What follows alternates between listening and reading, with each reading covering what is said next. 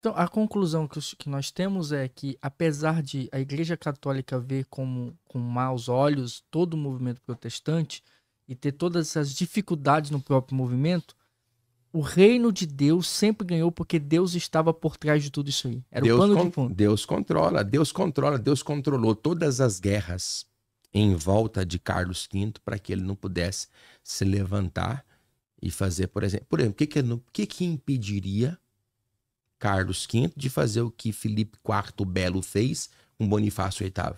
O que foi que ele fez? Eu já citei aqui. Ele foi lá em Anagni, em 1303, deu uma coça no Bonifácio VIII por causa da bula Bateu no Unam Papa. Santa, e ele morreu. E pegou o papado de lá e levou para Avignon, na França. Disse: vocês estão tudo aqui debaixo, comendo aqui na minha mão. Viveram igual reis, os papas, é verdade, mas controlado pela França. Pela França. Então, quem deteve isso foi o próprio Deus. De que pudesse acontecer outra vez. Você já percebeu o jogo político que tem dentro do livro de Neemias?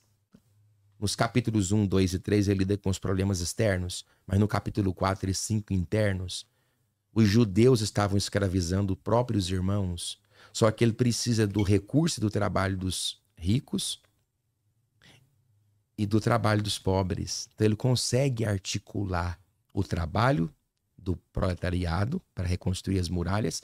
Veja bem, Neemias foi a solução de um problema de 142 anos e ele conseguiu resolver em 52 dias.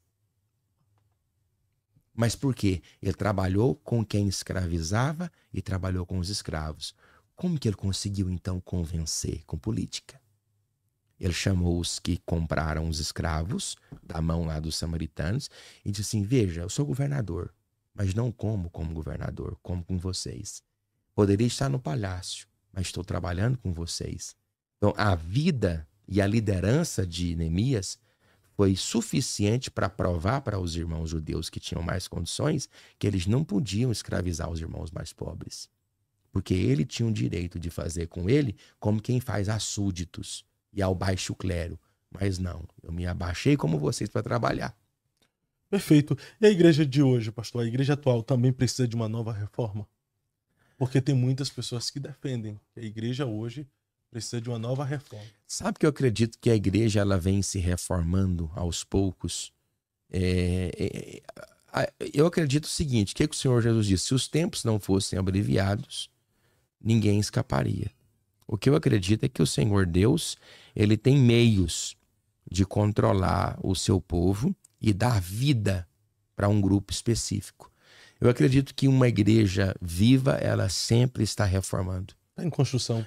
Eu acredito hoje num grande reavivamento dos púlpitos. Perguntaram para Greenwich Wright Moody qual é o maior problema da igreja. Ele disse: o maior problema da igreja são os obreiros. Acenda uma fogueira no púlpito, porque a lenha verde vai começar a arder. Então nós precisamos ressignificar, reestruturar, abrir o nosso coração para o entendimento. Deixar de permitir com que os nossos cultos comuniquem apenas ao coração. Fazer com que os nossos cultos comuniquem à mente das pessoas. Porque culto é entendimento. Então o senhor acredita que nós precisamos de uma renovação no púlpito? No púlpito. Nos ministros do Senhor? Nos ministros do Senhor. Precisa voltar a abrir a Bíblia. E deixar a Bíblia aberta. Hoje nós temos grandes pregadores que vão assumir uma tribuna. Quando eles terminam de ler, eles fecham a sua Bíblia. Mas como fechar a Bíblia? E a exposição bíblica? Mas também a exposição bíblica deve ser carregada de autoridade, né? Deve ser carregada. De ousadia, de poder do Espírito Santo. Deve ser carregada. Não dá para ser cru também, né? Não dá para ser cru. Nós temos teólogos cru. Temos. Até transmite a letra, mas sem graça. Na época da Reforma, Calvino era o mais profundo e cheio de substância. Vieret era o mais eloquente, o povo o ouvia atentamente.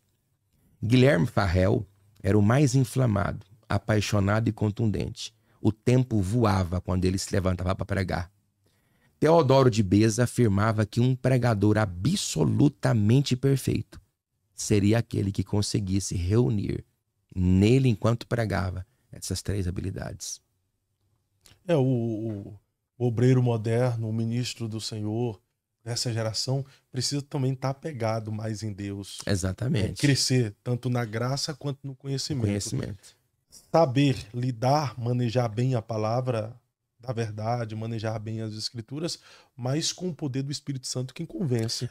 Porque se for só exposição bíblica sem o poder do Espírito que convence, é apenas uma homilia, um sermão que todos os padres têm.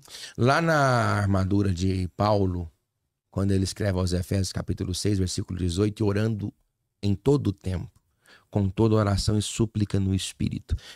Das disciplinas espirituais, e o Richard Foster, ele categorizou 12 disciplinas espirituais. Ele chama de disciplinas interiores e exteriores. As disciplinas interiores, as mais difíceis, são estas. É oração, leitura bíblica, jejum e meditação. A oração é a mais difícil. Para mim, a oração é a disciplina mais difícil. Tanto é que John Bunyan, ele tinha uma frase muito bonita. Ele dizia, ore até que tu tenhas orado. Charles Spurgeon só considerava oração aquela que ele orava após os 40 minutos. Meu Deus.